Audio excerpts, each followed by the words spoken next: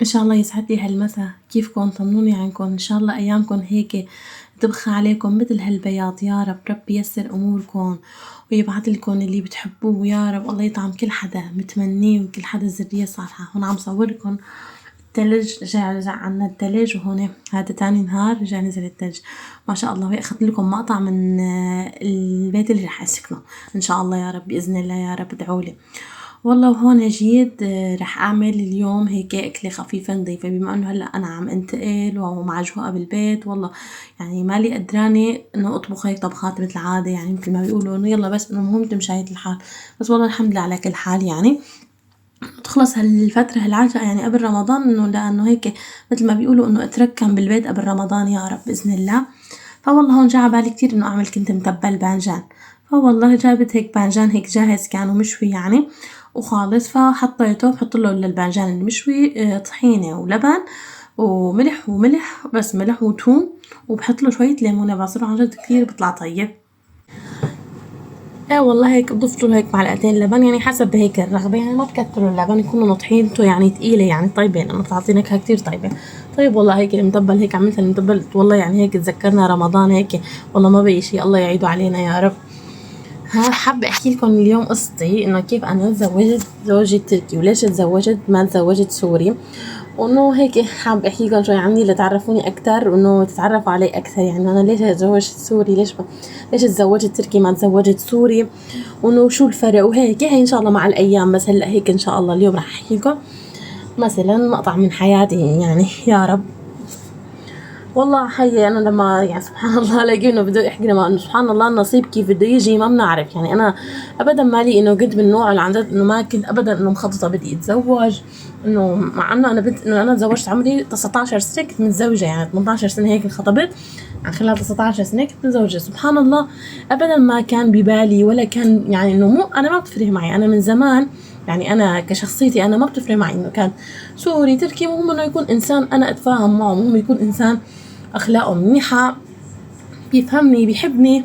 يعني مالي من هالنوع لانه انا بدي تركي لانه انا بدي سوري، لا لا ابدا ما باخذ ولا شيء. لا انه الحمد لله يعني. وانا بالاخص انه انا كتير يعني تركيتي يعني نوعا ما مو نوعا ما يعني الحمد لله يا ربي، بما انه انا حلبيه تركمانيه وكنت كتير حب انه اللغه التركيه وحب الناس الاتراك، وكانوا رفقاتي كلهم هيك اتراك. يعني انا من اول ما جيت على تركيا ما كان عندي كتير انه خلطه مع العرب او شيء يعني، فكتير تخلت يعني هيك كتير انه انسجمت مع الاتراك وكذا وهيك. فبس ما كان عندي يعني انه تركي سوري، ما ابدا ما كان عندي هيك انه هذا الفرق انه شو بدي اخذ، ولا انه حتى كان انه عندي انه هيك انه حدا يجي يطلبني او كذا. يعني خلص انه بركي انه مثل اي بنت انه مثلا يمكن قدامها تجي تلاقي انه حب حياتها او كذا هيك هالشي مثل اي بنت انه هيك خيالها حلمها يعني انه مو انه هيك. فسبحان الله يعني زوجي هلا يعني خالته مره كنا هيك قاعدين يعني ابدا يعني انا بحب اقول انه كيف النصيب صار يعني عن جد سبحان الله. هيك بفكر هيك بقول له لزوجي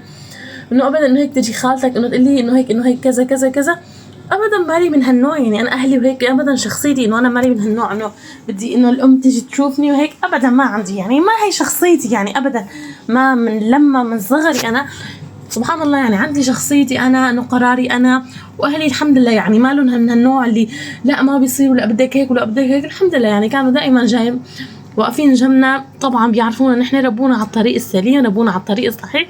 عشان هيك الحمد لله يعني ما بيقولوا لنا انه مثلا اعملوا هيك لا تسووا هيك. الحمد لله يعني كلياتهم طبعا بخطوتهم يعني معهم يا رب يعني معهم مع بعض مشان هيك.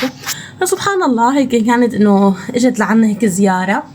فوالله قالت انه هي ابن اختي انه حابب انه يتزوج وهيك. فكانت رفيقتها انه رفيقتنا هي سبحان الله رفيقتنا انه قالت لها هون فلك يعني انه انا يعني سبحان الله يعني عن جد.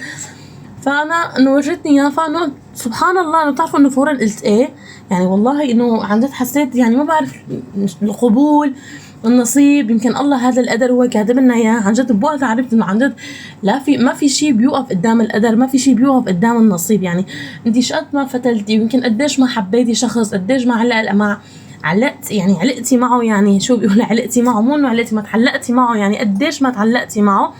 فسبحان الله يعني ما بتعرفي انه هيك النصيب. هلا رح كمل لكم القصه رح احكي لكم. بعد ما عملت المسبل هون عملت المعكرونه، سلقت معكرونه. هي اكثر معكرونه بحبها انا كتير كتير كتير بفضلها معكرونه هيك السباجيتي، بعمل لها هيك، بحط لها بصله مع لحمه مع ملح وبهار. هي المعكرونه اللي بحسها القديمه الايام زمان، معكرونه هيك لما نيجي من المدرسه نلاقيها هيك طيبه مع المي بندرونه، عن جد بتجنن. فهون والله مثل ما عم قلكم، عم احكي لكم انه يعني سبحان الله انه القبول، انه كيف قلت ايه، كيف انه لك حتى انه يعني يمكن ما انه طلعت بماما انه قلت ايه، يعني اكيد ما حد انه رح تشوفه كذا، بس انه فورا ما انه بفكر بموضوع ولا شيء. يعني انا ما شفته ابدا، يعني لزوجي يعني للشاب كنت لكم ما شفته ابدا ولا شيء. فسبحان الله انا بس انه قلت له انه انا عندي انه بشرتي انه انا ما هيك، انه فورا يلا خلص، يعني انا اول شيء شوفه قبل بموافقة أهلي وإنه أتعرف عليه يعني، وإن شاء الله يعني إذا صار مثل ما تكون. يعني أنا بحكي تركي كتير منيح، يعني أنا مثل لغة الأم يعني، فما عندي كان هالاستصعاب إنه لا إنه كيف وكيف، بس إنه بس كان عندي إنه يمكن تردد إنه العادات، إنه عادات أهله إنه أكيد بيختلف كتير عن عادات إنه عاداتنا السورية كذا، يعني انه هيك بيختلف. بس مثل ما قلت لكم انا بنت، يعني انه يعني هلا انا مو انه عم بحكي عن حالي، انا بنت مسالمه، مالي من نوع انه لا بدي هالشغلات ولا بدي هالعملات ولا بدي اذا حبيت شخص، يعني انا نصيحتي حتى منكم لكم، يعني نصيحه مني لكم، يعني اذا حبيتوا الشخص شفتوا لها شخص مناسب عن جد يعني ما تطلعوا ولا لا بيت ولا سياره ولا قرش ولا شيء، يعني طلعوا على شخصيته، رح تطلعوا انتم يعني حتعيشوا معه انتم هذا مدى العمر. يعني المصاري بتروح وكل شيء بيروح، يعني بيبقى بس انه التفاهم، بيبقى الاحترام، بيبقى المحبة، بيبقى عن جد الانسجام. يعني هذا انه الاحترام اللي بيناتكم، التفاهم اللي بيناتكم هو اللي رح يبقى. فوالله يعني انه قلت له انه بدي اتعرف عليه وانه نشوفه يعني وهيك، ويشوفني ونحكي هيك شوي وبعدين ان شاء الله. وسبحان الله عن جد كمان من لما هيك اول مره شفته يعني، فسبحان الله يعني حسينا اثنيناتنا مثل بعض، انه كانه بنعرف من قبل من زمان. ومثل ما بيقولوا انه الحب دخل اول مره، يعني هو الانسجام بيناتنا دخل. والله وهيك تم النصيب والحمد لله يا رب. ورح احكي لكم كمان قصص الثانيه ان شاء الله يا رب مع الزمن، رح احكي لكم كيف اختلاف بالعادات، وكيف شفت هيك حماتي وبنت حماي وهيك، ومع الوقت ان شاء الله يا رب. هلا هون رح خلص المقطع كلياته وانا عم بحكي عنكم مثل ما انا عم بحكي عن حالي وهيك، بس انه حبيت احكي لكم انه كيف انه ما تفكروا انه اذا تركي اذا عربي انه مهم يكون انسان منيح، يعني عن جد.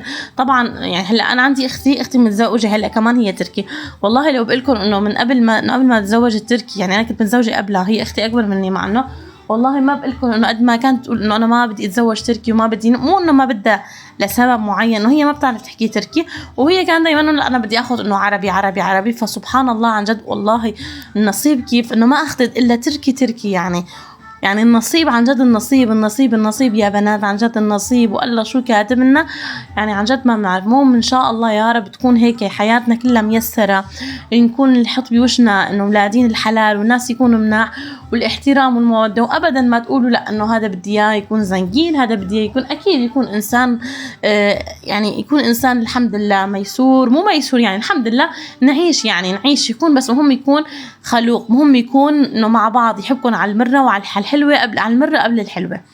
والله هون هيك طولنا بالحديث، بس بتمنى تكونوا انه هيك حبيتوا مو حبيتوا يعني، بتمنى تكونوا حبيتوا الفيديو، بتمنى استمتعتوا هيك بقصتي واخذتوا منها يمكن هيك لو شويه عبره عن جد. يعني انه يمكن قد ما انه يمكن إنه انا بالنسبه لي الحمد لله، بس اي انسان مثلا انه نصيب، انه انا هيك بتمنى انه عن جد انه تعرفوا انه عن جد النصيب وين ما كان يعني موجود، يعني رح ناخذه لنصيبنا لو وين ما كان. يعني انت اذا حبيتي شخص قد ما حبيتي اذا هذا مو من نصيبك ما رح تاخذيه يعني.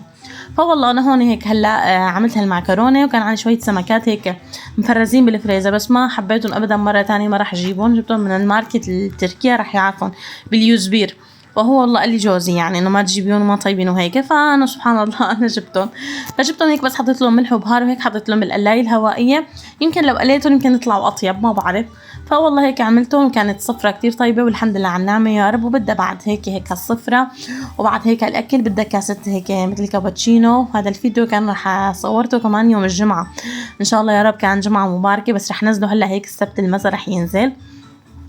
وهون والله قلت رح نظف البراد، بما انه بتعرفوا عم تنتهي، شوفوا قديش يا قلت انا شو هالبراد صار لي زمان ما لي منظفته، يعني قد ما وسخ عن جد، قد ما يعني متوسخ عن جد، نظفته تقولي براد جديد رجع. بس الحمد لله عن جد والله هيك الله ييسر لي اياه يعني، والله ليفته هيك صار عم يل الماء، حطيتهم كلهم هيك بالحمام هيك ونظفتهم قلت الحمد لله، يعني لما بدي انتهي بكون انا خالصه من البراد، يعني خلص انا قلت انه بنظفه بالبيت والله قلت لا خلص ما عندي وقت وعندي وقت، فانه هلا ما عندي شيء، فقمت والله هيك نظفته هيك على مهلي كلياتهم. احلاه طلع عن جد، هلا بتشوفوا طلع عن جد بجنن. الحمد لله يا رب. هيك تحضير لرمضان. بتمنى يكون عجبكم الفيديو. واذا عم تحبوا الفيديو هذه لا تنسوني من المتابعه، وعملوا لي لايك وكومنت حلو. حكوا لي قصصكم انتم كيف تجوزتوا، كيف كانت حياتكم، كيف تعرفتوا. بحبكم كتير. كونوا بألف خير. بأمان الله صبايا. ان شاء الله بنلتقي بفيديو جديد. لا تنسوا المتابعه وتعملوا لي متابعه وكومنت حلو مثل حكايتكم.